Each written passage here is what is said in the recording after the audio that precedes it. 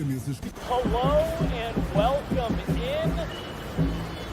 Please do not leave your luggage unattended on the station.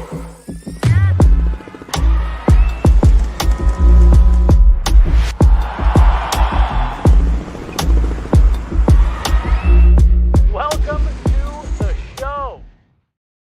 Welcome to the show. Usually you would hear Jesse's voice right now, but Jesse's on the road right now for the Avalanche or with the Avalanche. They played yesterday against the Philadelphia Flyers.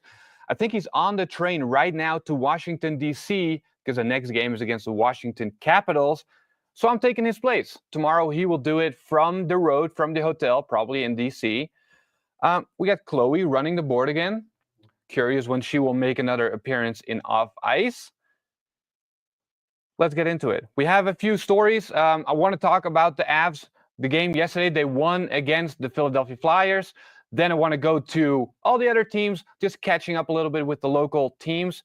The Mike Tyson-Jake Paul fight, a lot has been said about the fight, not enough about Netflix and its streaming service, especially live streaming. Then Whoopi Goldberg getting into sports, specifically women's sports. Then the MLS. There's a lot of stuff going on that I don't like. And we're ending with a little bit of good news for women hockey fans here in Denver. Very exciting news. But let's start with the Avs. Yesterday, they played the Philadelphia Flyers. It was a good game for the Avs, especially the beginning. They were up 3-0 until the last few minutes, and then the Flyers came back to 3-2. It was a very tight, very close end of the game, but they pulled it off. 3-2 win. There were some different stories that we can talk about. The first one, Erik Johnson, the former Av, played his 1,000th game yesterday and got I think it's called the Silver Stick for 1,000 games in the NFL. Great news or great achievement.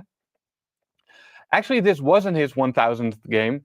This was his 1,001th game. What a word. But he wanted to get it today or yesterday, I guess, because he played so long for the Colorado Avalanche. And the award was even given to him by our captain, Gabriel Landeskog. It's funny how many ties he still has to the Colorado Avalanche, even though he's already played for the Buffalo Sabres, now for the Philadelphia Flyers. There's only one team that he really loves. He even made a video that was posted on the Colorado Avalanche Twitter, Instagram accounts, all that. Let's look at what he had to say. Hey, Avs fans, it's EJ. Obviously, haven't seen you in a couple years, but just wanted to say hi and appreciate you all supporting me for my 1,000th game. All you mean a lot to me back in Colorado and Denver and wherever else you may be. So thank you for all the support. Had a lot of games in the Avs jersey, grinded through a lot of injuries to get to this point. You know, thought it would maybe be in the Avs jersey, but it's a pretty good consolation playing the Avs here in Philly. So thank you for everything, and I'll see you along the way. Erik Johnson, a guy that everyone in Denver loves, and a guy that only loves Denver. I follow him on Instagram, and he posted so many things in his seasons with the Avs, but also mostly when he won the Stanley Cup. His picture that his profile picture is still him in bed with the Stanley Cup.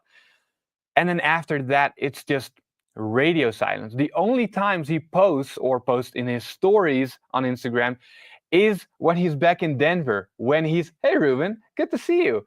When he's back in Denver, when he's attending a friend's wedding, friends who still play for the Avs, when he's in his off season and he's back in Denver. I feel for the guy. I really think, and especially when he played for the Buffalo Sabres, he was not in a good spot. He also didn't play well. That's why he went to the Philadelphia Flyers. He's playing better now, but I cannot believe that he's actually happy with where he is. Colorado Avalanche, can we get him back in Denver just for the sake of him? I want him to be happy.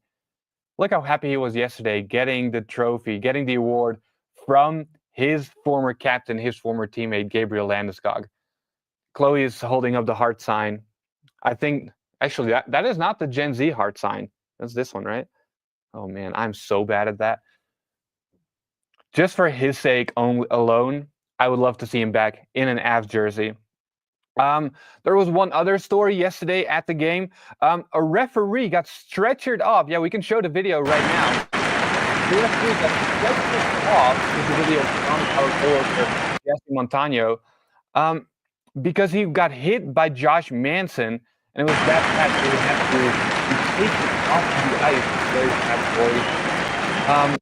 But obviously, of course, the real story that we should be talking about is how the Avs were playing. It was a really good game. Like I said, first period especially was very strong. Something that they've been struggling with the last few weeks. They get a lot of goals against in this first period. Yesterday, it was 0-0 at the end of the first period. And that alone was a big achievement. Head coach Jared Bednar talked about that. And Cale Makar as well. So listen to that. I thought our start was great. Yeah, I loved our first period. That second probably got even better. They caught a couple rush chances in the first period and a couple in the second where, some of them bad luck. Cale breaks his stick on the power play. They get the 2-on-1. They got in behind us a couple times in the first period, and I thought the second period was even better. So I thought overall the defending game was really good. Until probably the last 8 minutes, they were coming hard with extra man. Yeah, I think so. I thought we were pretty good off the hop tonight. Pretty good first period, and we were finding space in the ozone, just weren't generating much towards the net, I guess, just because they block a lot of shots. So a couple adjustments, and we found a way around that, hopefully. We're not really talking about all the guys that came back. Yesterday, Cale Makar scored twice. Casey Middlestat scored the other goal.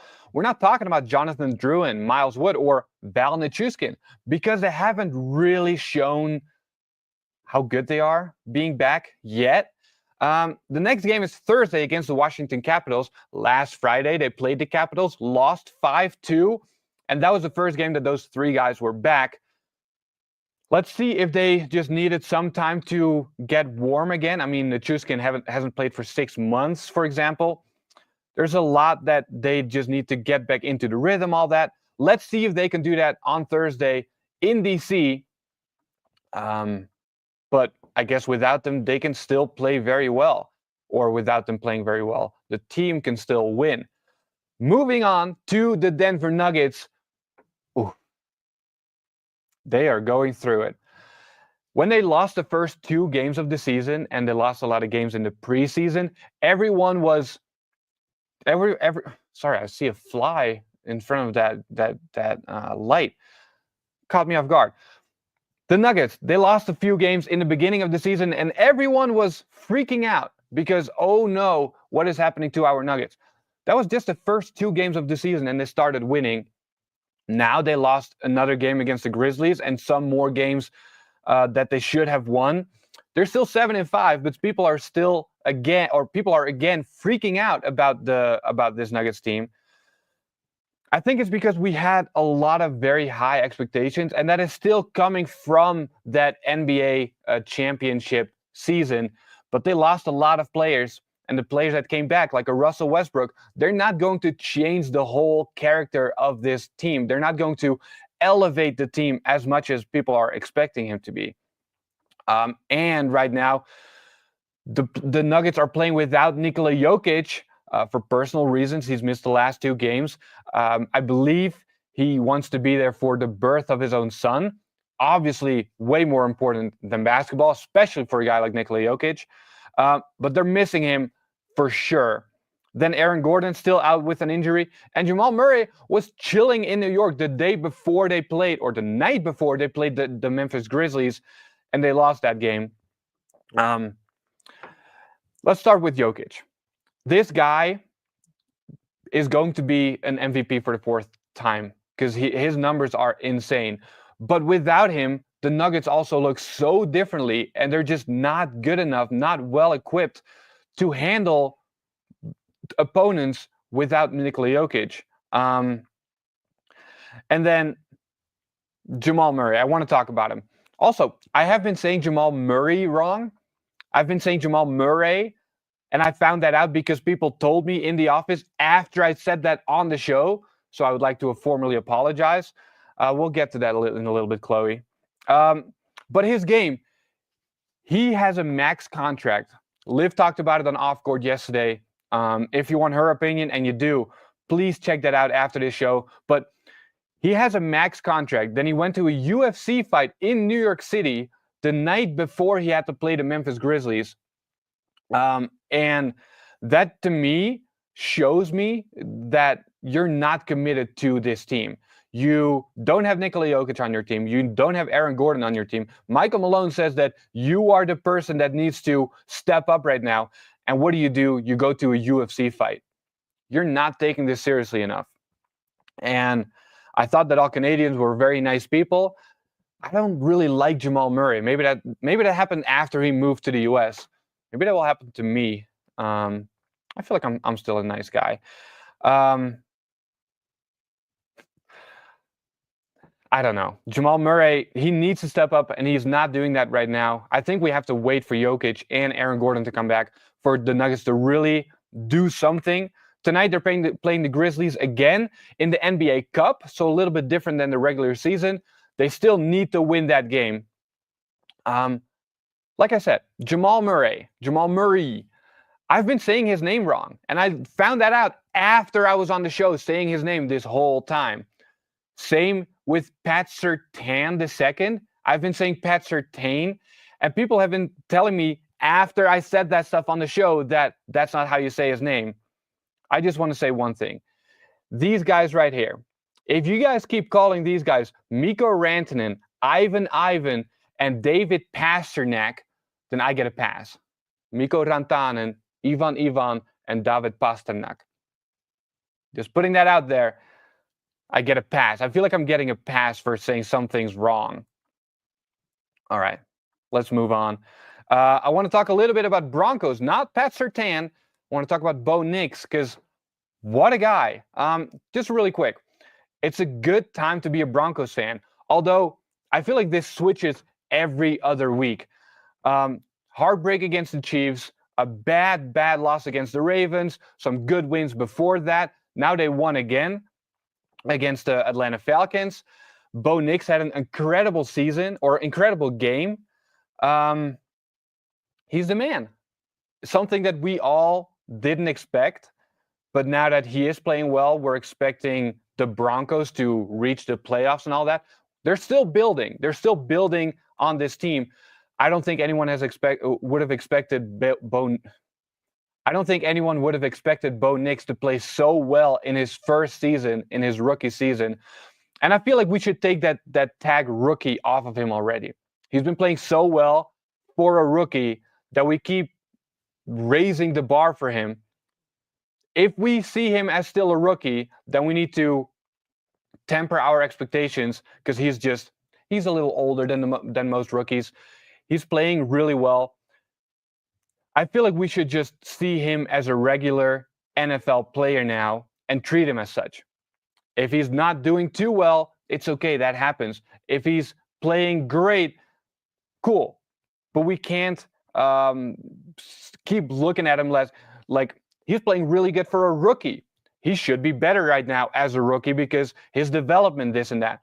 Let's just let him play. Let's keep developing this team with Bo Nix. All right. I want to move on to another guy who's doing really good stuff. Deion Sanders and the CU Buffs. That's the last thing I want to talk about for local teams. A win over the Utah Utes. Something that was expected if you look at the standings in the Big 12.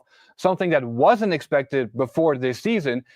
It's kind of similar to the Broncos, where people weren't expecting anything, and now they're playing really well, and people are expecting more and more. We got to temper our expectations still. What I like about Coach Prime is he keeps focusing on what can be better. He's been saying from the beginning that they're not where they want to be. Journalists last year kept talking about how bad they were playing the Buffs, and if that was Deion Sanders' fault. He changed a lot of things in the roster, for example. Now they're playing really good. And his Coach Prime, his story, his narrative hasn't changed. He still wants to be better. People are now talking about, wow, you're doing so well. He's like, we're still not where we want to be. I like that winning mentality. He doesn't like criticism. I feel like as a journalist, if you look at numbers, you can make a story based off of that. That's what they did last year. That's what they're doing this year. He doesn't like the criticism. He talked a lot about the journalists, but now he's backing it up with numbers. So you can't hate on Coach Prime for showing off and showing up. Is he going to the Dallas Cowboys next year? Like I said last week, I don't think that's a good choice. I don't think that's a good thing to do. The Cowboys lost again against the Texans, 34-10 over the weekend. Jerry Jones, the owner of the Cowboys, is good friends with Deion Sanders. But like I said last week, I feel like an NFL team is so different from college kids, coaching kids. Deion Sanders is like a father figure. You cannot be a father figure to established players. I would advise him to stay with the Buffs. He likes it with the Buffs, so that's all good. And either way, Jerry Jones had a lot of other stuff to worry about anyways, because last Friday, in his stadium in Arlington, Texas, Mike Tyson fought Jake Paul. Or was it a fight? Not really. It was more of a dance. It was more of just I don't even know what it was. Man. What I said last week came true. I said this documentary makes them both look really good, but I wouldn't be surprised that if before or after the fight, they're going to come out with stories of, well, this guy or that guy wasn't as good anyways. And that really happened with Mike Tyson. We saw how he was jumping around in the ring, wasn't fast, wasn't good. Jake Paul was very easy on him, still won. I mean, if you're 58 years old and you're still stepping in the ring, that is a huge accomplishment. But I don't think he should have, and I don't think they should have let all of us on to believe that this was going to be an actually good fight. But there was a lot more happening during that fight. Let's go through it. This was my watching experience. The first fight wasn't too exciting, but we had it on. The second fight was actually great. Barrios versus Ramos in the featherweight class for the championship title. It was back and forth. It was really close. At the end, it was called a tie. So Barrios kept his championship belt. And then the problem started.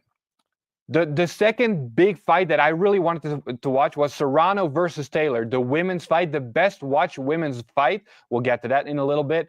But all we saw was this. And I think you guys, if you were watching, you had the exact same problem. Netflix just could not handle all the traction to their website for a live streaming event. We couldn't see anything. It was so bad. And this fight was actually a good fight. All the little bits that you could see, it was an amazing fight to watch. The little seconds that you could watch it. And then the stream unfroze. And what do I see? Mike Tyson's butt cracks. I do not want to see Mike Tyson's butt. And that is the thing that I could see. Then the stream gets better. And we see Mike Tyson fight Jake Paul. It was horrendous to watch. Not the fight the fight itself as well, but also just the whole stream in general. So I want to talk a little bit about Netflix and their live streaming. The first big live stream they did was 4 years ago for the season finale, or a few years ago for season 4, the season finale of Love is Blind. And we could pull up the Netflix lagging. A few years ago, season 4 of Love is Blind, the season finale was going to be aired live on Netflix. Why do I know that? Because my wife watches that show. It's a good show though, but people were waiting for hours for it to start because they could only see this or an error screen. And then like 5 hours later, they just posted it on Netflix for you to watch, not in real time, but just recorded, because they did not know how to do a live stream. And I was wondering, with the Mike Tyson-Jake Paul fight, how are they going to do that? It's a multi-billion-dollar company. They have the people, or they have the money to pull this off, but do they have the people to pull it off? Because it's so different from just posting stuff online and having people watch it. It didn't work. They didn't know what to do. The servers couldn't handle it.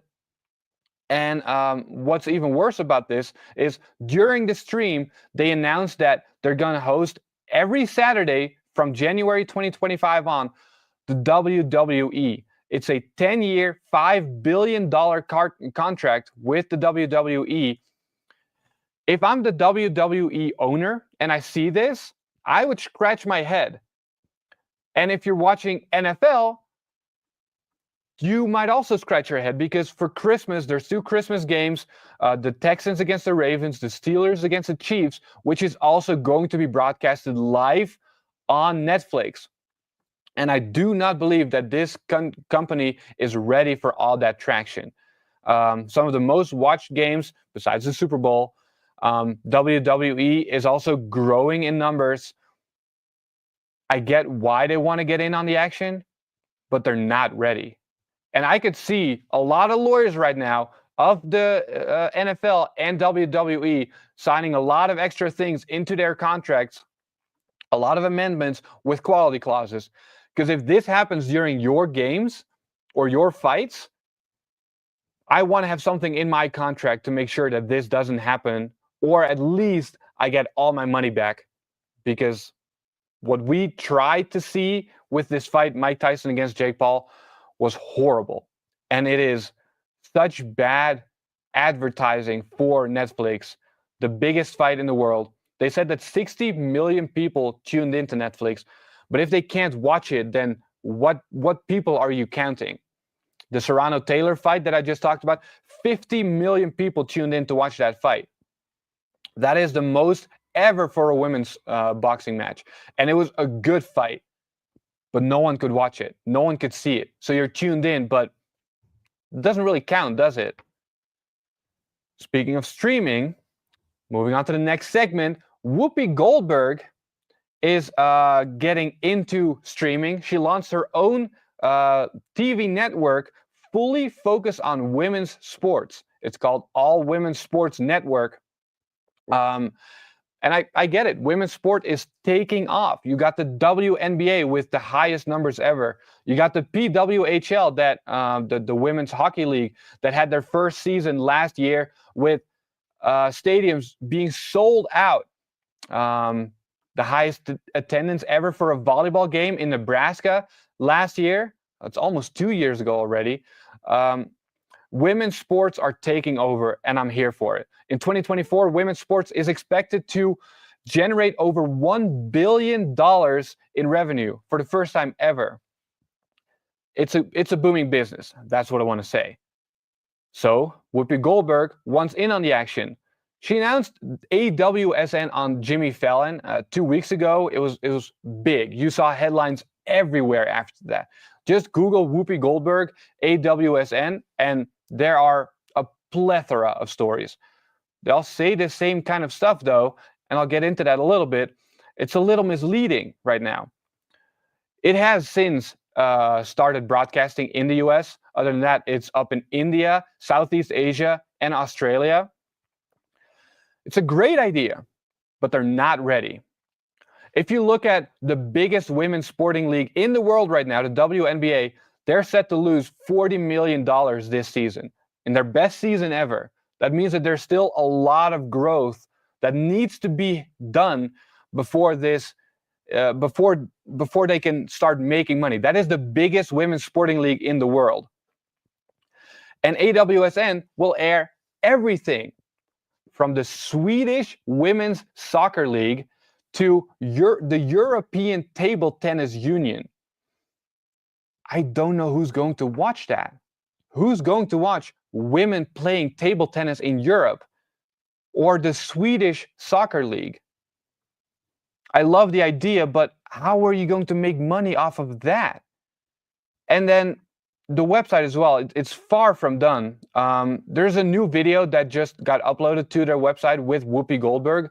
Can we play that last video in that list? Women in sports is a concept whose time has finally come.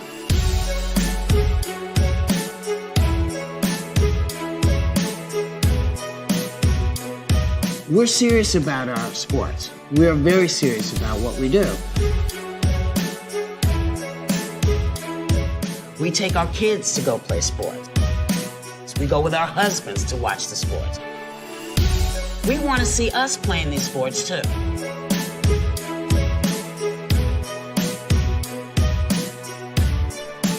And that's part of when we say, when she wins, we all win.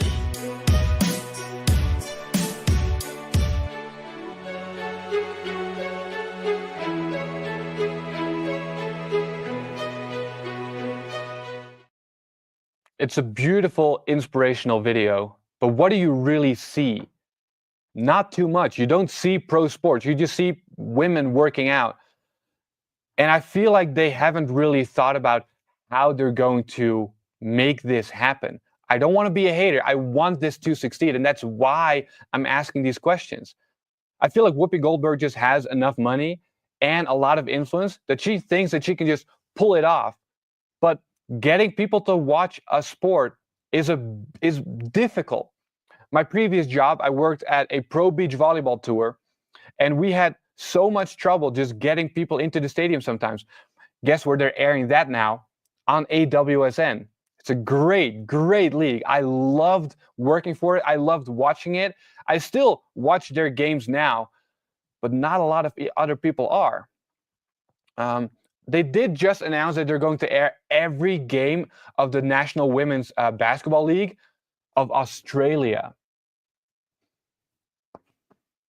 I want them to succeed, but I don't know how they're going to do it.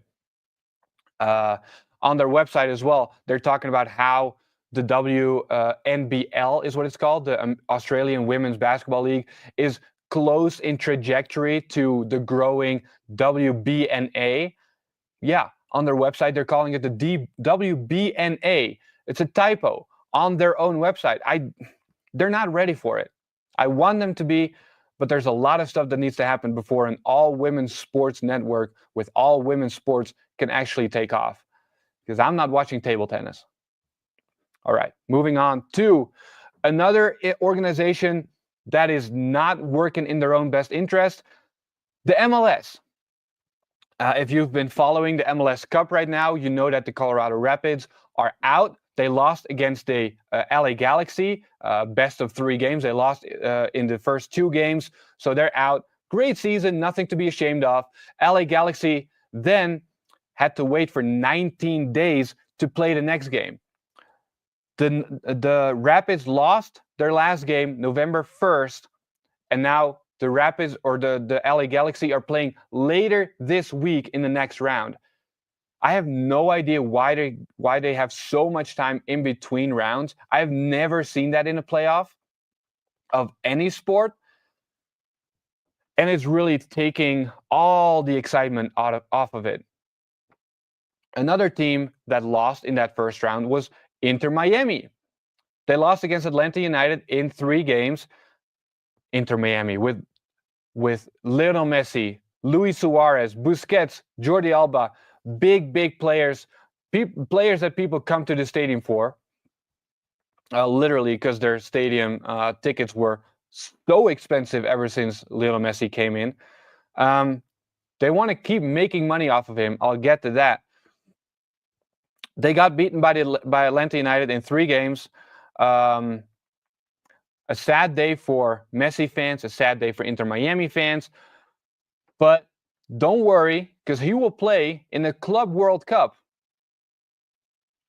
This is a new tournament organized by FIFA where all the best teams in the world will play. Winners of the Champions League, winners of the Asian Champions League, winners of the Copa Libertadores, which is the South American Champions League, the best of the best, and Inter Miami, who just lost in the MLS Cup against the Atlanta United. Why? Well, because they're the host. There's one team in the US that will play in the Club World Cup, and it's because they're the host. In 2025, in the summer, they will play all of those games here in the US. But not just in Miami. They're going to play in 12 stadiums. One of those stadiums is the stadium of the Atlanta United, the Mercedes-Benz Arena in Atlanta. But Atlanta United is not playing. The winner of the MLS Cup will not be playing in the Club World Cup. But Inter Miami is, with Lionel Messi. And it just shows me that all of this is just another cash grab from FIFA. I've mentioned it before, but FIFA is so corrupt. I'll talk about the actual World Cup for countries, maybe next week, maybe the week after. In 2034, they're going to play in Saudi Arabia. It's very shady how Saudi Arabia got that bid. I hate what soccer has become. It's all about money, and I get it, but at least make it fair. If the team that cannot win the MLS Cup anymore is playing as the host country team, but the team that could still win the MLS Cup is also hosting, can't play, something is wrong. Do I hate it? Yes. Am I probably going to watch? Also yes. All right, let's end with something fun. We're already over the time. So I'll keep it short, but I wanna mention this. The PWHL is coming to Denver. The Minnesota Frost and the Montreal Victoire, that's how you say it, not victory, but Victoire, are playing in Ball Arena in Denver in January in their second season of the PWHL. The PWHL got founded last year. They've had one full season, and it's been a very, very successful one. The Minnesota Frost won that championship with goaltender Nikola Hensley. She got the Walter Cup, which is the cup that they win after the championship. Nicole took that trophy to Denver. She was in this studio right here. It was really cool to meet her, to see the trophy. And now she's coming back to Denver just for one game. But it can really show how big the excitement is for PWHL in Denver. The league wants to expand. This is a great way to see which teams are actually, or which cities are actually excited about another team. So let's all go to Ball Arena in January, fill that stadium, and show the PWHL that we need an expansion team here in Denver. Am I right or am I right? Pre-sale tickets will be available this Thursday, and the general admission tickets will be on sale Friday on Ticketmaster.com. So get your tickets. I don't know if we can get credentials for the game, but I would love to be at that game, have Jesse cover it. And if we can get credentials, you can be sure that we will have all the info, all the interviews before the game and after the game on our socials. So make sure to follow us everywhere. That was all I wanted to talk to you about today. We got Chloe running the board. Thank you, Chloe. Tomorrow will be Jesse from the road for Guerilla Sports Daily. We have Off Ice later today with Megan and a guest because Jesse's on the road, like I said. And I will see you next week.